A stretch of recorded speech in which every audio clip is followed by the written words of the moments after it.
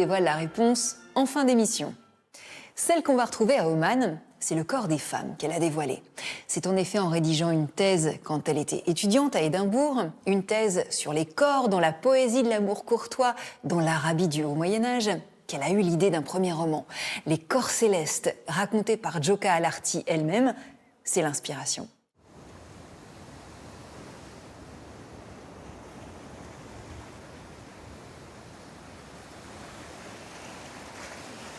Cet éloignement de la terre natale, vécu comme un exil, c'est le mal ressenti par une femme, Joka Alarty.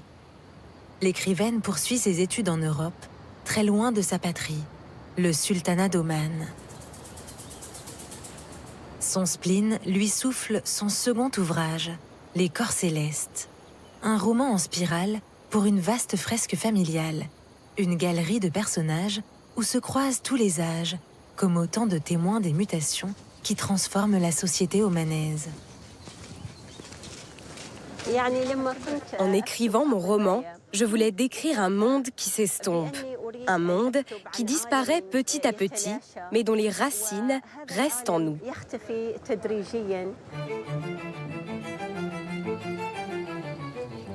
Les corps célestes est le premier roman en langue arabe à être couronné en 2019 par le prestigieux Man Booker International Prize. Joka Alarty y donne la parole aux grands-mères, aux mères et aux filles. Autant de femmes qui doivent faire face aux défis lancés par leur monde en pleine mutation. Entre leur profond attachement aux traditions et leur irrépressible désir de modernité, elles brossent tour à tour le portrait intimiste d'un pays méconnu. Entremêlant l'oralité bédouine et la poésie classique, la langue de Joka Alarty lève pudiquement le voile sur la condition des Omanaises et leur immense soif d'amour.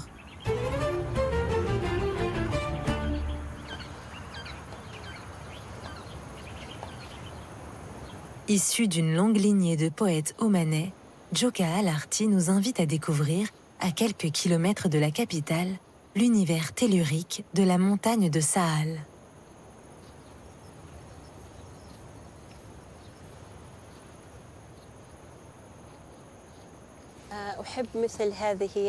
J'aime ce genre de lieu, à la fois ouvert et entouré de montagnes.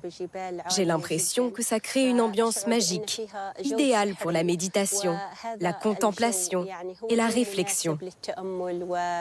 Donc oui, je trouve cet endroit très poétique. Une gazelle des sables s'étonna Najeya en éclatant de rire. C'est la plus belle des espèces de gazelles, répondit Hazan en lui caressant le visage. Et le fou de Layla te certifie, ma chère, que ta beauté est un don du Créateur, et que ton éclat est supérieur à celui du soleil et de la lune, et que tes yeux sont plus splendides que ceux de la gazelle.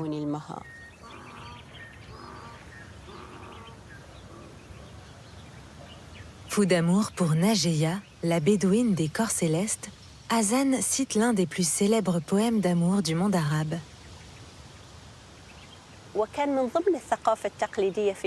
À Oman, traditionnellement, on étudie la poésie classique. Hazan n'avait pas l'habitude d'exprimer ses sentiments, et quand il est tombé amoureux de Najeya, il n'a su lui communiquer son amour qu'en lui récitant des vers de Majnoun. Les vers que j'ai choisis dans le livre résonnent avec le personnage d'Hazan et sa perception de cet amour, apparu si soudainement dans sa vie.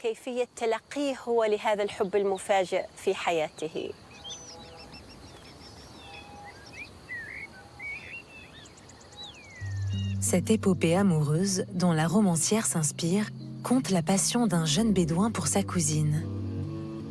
Il chante son amour à tout vent et se voit écarté par la famille de sa bien-aimée. Il en devient Majnoun, fou, et en meurt d'épuisement. Depuis, partout dans le monde arabe, on récite encore ces vers.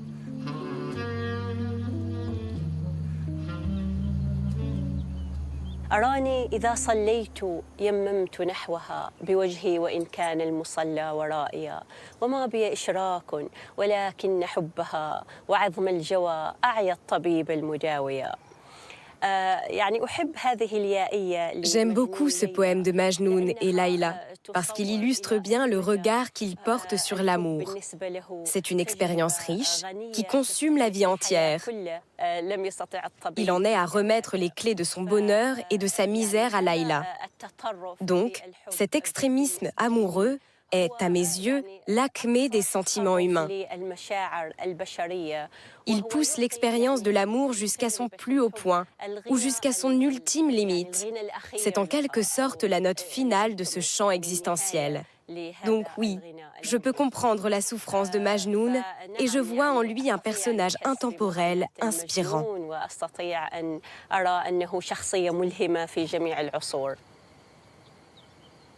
Dans les corps célestes, les Omanais semblent autant prisonniers de ce sentiment puissant que procure l'amour que du passé de leur pays.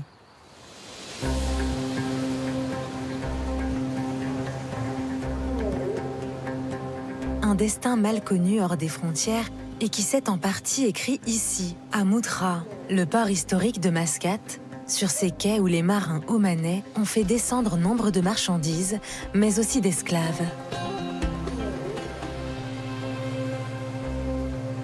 Sa mère et lui avaient été débarqués sur la côte de Batna, achetés par les marchands d'esclaves qui les avaient revendus à leur tour à d'autres commerçants, jusqu'à ce qu'ils finissent entre les mains du marchand Suleyman. Amante, adorée de son maître, Zarifa est cette émouvante esclave africaine des corps célestes, issue de la traite qui enrichit largement le pays jusqu'à son abolition en 1970. La voix de Zarifa paraît se fondre avec celle de l'écrivaine, dévoilant Oman au cœur d'un empire colonial.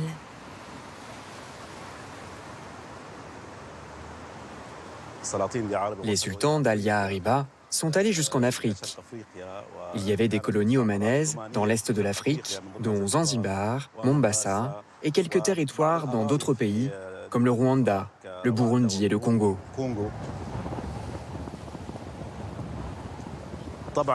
Moutra est une vitrine civilisationnelle.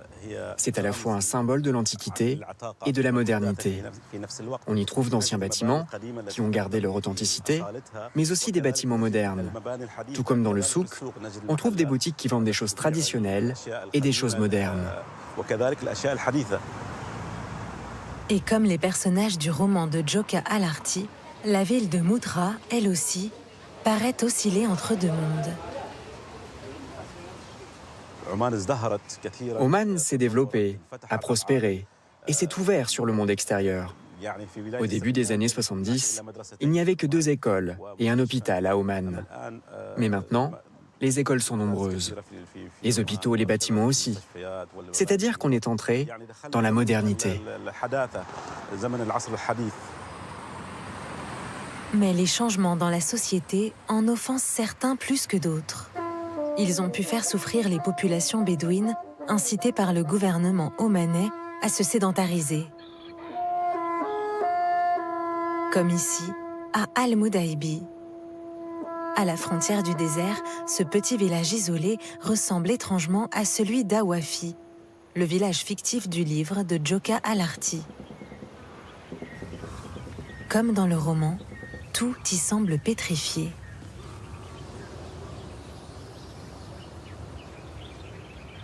Awafi avait conservé ses traditions immuables et son caractère rural, tandis que les Bédouins, même s'ils avaient adopté en apparence une vie sédentaire et troqué leurs tentes en poils de chameau contre des maisons en dur, méprisaient la stabilité et rechignaient à s'ancrer durablement.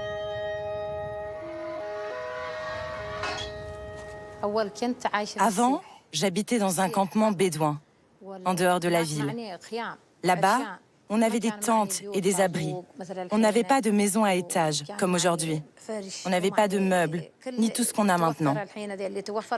Il y avait des abris, des tentes et des tapis. On vivait dans la bédia, avec les moutons, les chameaux, les chèvres, les vaches. Les 2/3 du pays sont occupés par les déserts et les dunes. Là, la vie est faite de coutumes auxquelles on s'accroche, comme à ce sentiment ineffable d'accomplissement que procure le mariage. Le mariage était ce certificat qui proclamait son statut de femme à part entière, son permis de passage dans le vaste monde, déployé au-delà des limites de la maison. Mais la noce n'est pas la même pour chacune des héroïnes du roman.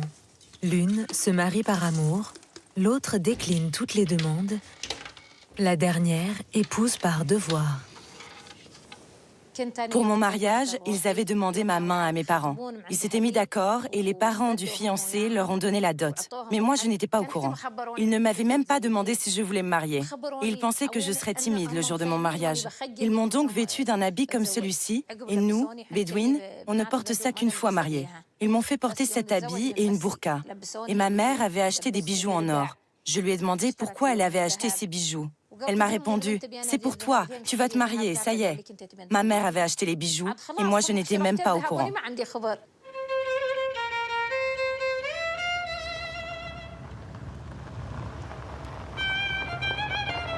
Et comme dans les corps célestes, l'ancien monde vient se heurter aux rêves de modernité des plus jeunes. On leur parle du monde dans lequel elles vivent. Mais les filles, aujourd'hui, ont beaucoup évolué. Elles veulent aller étudier, elles veulent sortir. Elles ne veulent pas faire la même chose que nous, mais on leur apprend. Certaines d'entre elles ne vont pas au collège, à l'université. Elles restent à la maison et font la même chose que nous.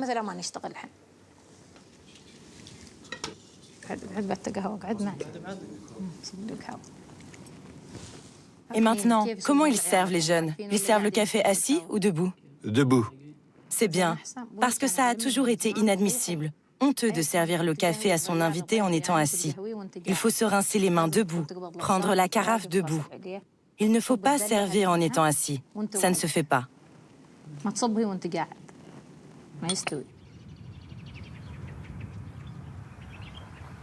Tout change, éternellement. Et comme ailleurs, la jeunesse se fait aimanter par la ville.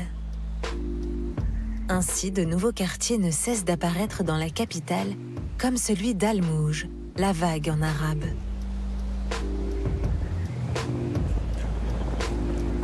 Autour de nous, les jeunes s'amusaient et décapsulaient des canettes de soda.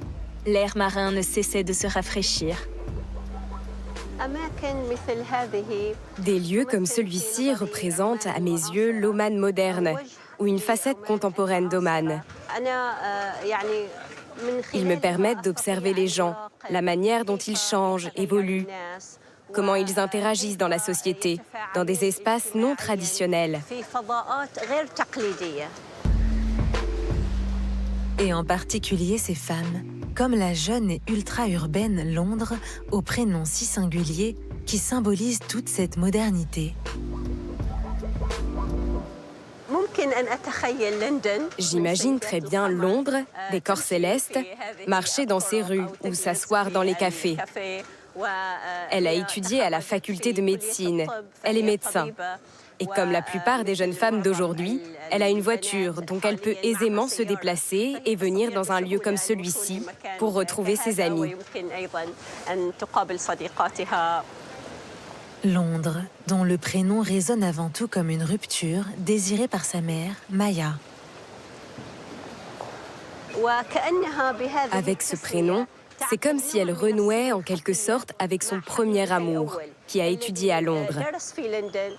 Maya n'avait jamais vraiment pu être avec lui, et donc c'est une sorte de connexion spirituelle qu'elle crée de loin, à travers ce prénom qu'elle a donné à sa fille.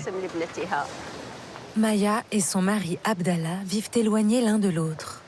Ils font partie de ces couples essayant de trouver leur équilibre, coincés entre l'ancienne et la nouvelle génération, tentant de suivre les soubresauts du pays. Tu voyages beaucoup, père, m'a fait remarquer Londres. Je n'ai pas répondu que, dans l'exil, on apprend à se connaître soi-même beaucoup mieux que dans l'amour. Donc, ce que représente l'ancienne Oman est toujours en nous, d'une façon ou d'une autre, mêlé à ce que représente l'Oman actuel.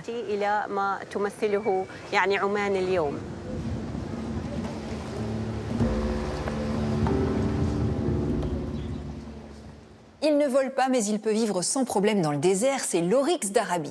Une bestiole qui a fasciné Thomas Chauvineau. C'est d'ailleurs le clin d'œil. Pour une fois que ça ne va pas trop mal pour un animal dans ce monde en surchauffe, il faut le dire. Et pour l'oryx d'Arabie, une antilope qu'on ne trouve que dans la péninsule arabique, et notamment à Oman, ça va bien. Enfin, bien, c'est pas non plus l'éclate façon jeune qui fesse-toi après les résultats du bac. Mais disons que ça ne va pas trop mal. L'oryx d'Arabie est la première espèce passée du statut éteint dans la nature au statut vulnérable. Pour le dire autrement, les oryx d'Arabie en liberté avaient disparu. Aujourd'hui, il y en a un peu. C'est pourtant bien solide, un oryx d'Arabie. Il pèse entre 55 et 76 kilos, il vit normalement 20 ans et dans des conditions pas faciles, puisque dans les steppes arabiques, la température atteint facilement 45 degrés. Et l'eau est aussi rare que le soleil en Bretagne. Ces animaux sont capables de ne pas boire pendant plusieurs semaines et se contentent de l'eau qu'ils trouvent dans les plantes qu'ils mangent. Son pelage blanc réfléchit le soleil, qui ne l'accable pas trop, et pour certains, c'est lui qui est à l'origine de la légende de la licorne. Regardez son profil, on peut avoir l'impression qu'il n'y a qu'une corne. Seulement voilà.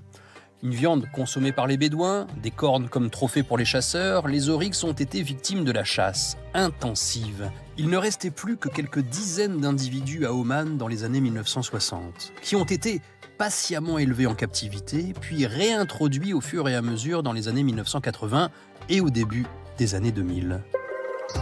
On en comptait, il y a une quinzaine d'années, 450 dans le sultanat d'Oman.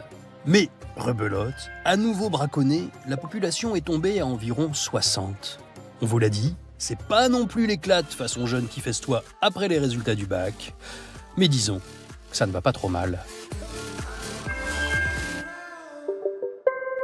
Il est magnifique ce marbre. Hein. Il vient de France, de l'Aude, et vous savez pourquoi il a cette teinte rouge? Non, eh ben regardez, je vous emmène là où il a été prélevé puisque c'est l'héritage.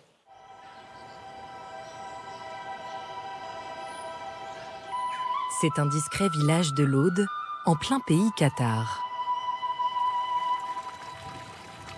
Un village comme beaucoup d'autres, à la différence que Caunes-Minervois semble tout entier composé d'un des matériaux les plus nobles au monde. Sur chaque place, dans chaque